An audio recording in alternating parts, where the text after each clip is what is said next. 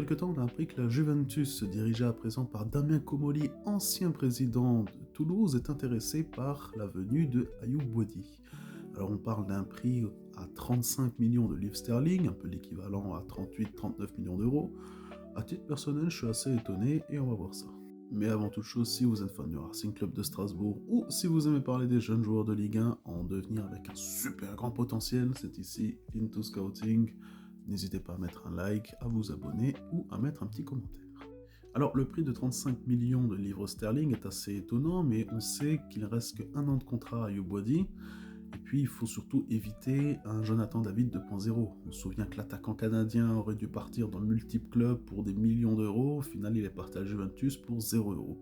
De l'autre côté, ce serait extrêmement important pour Lille de garder Ayoub Boadi. On sait que les Lillois se battent encore cette année pour rattraper le train de la Ligue des Champions. Ils avaient fait une belle conférence, belle compétition en Ligue des Champions l'an passé.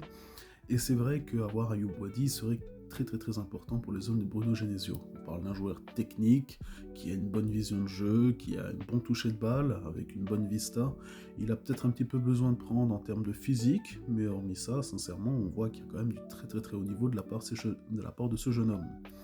À voir tout de même ce que Lille décidera. Est-ce qu'ils décideront de me suivre, ou bien de suivre l'idéologie d'Olivier Létang qui est de faire du contrading, ou est-ce qu'ils iront tout simplement prendre la première offre qui arrive afin de lui éviter de faire une Jonathan David 2.0.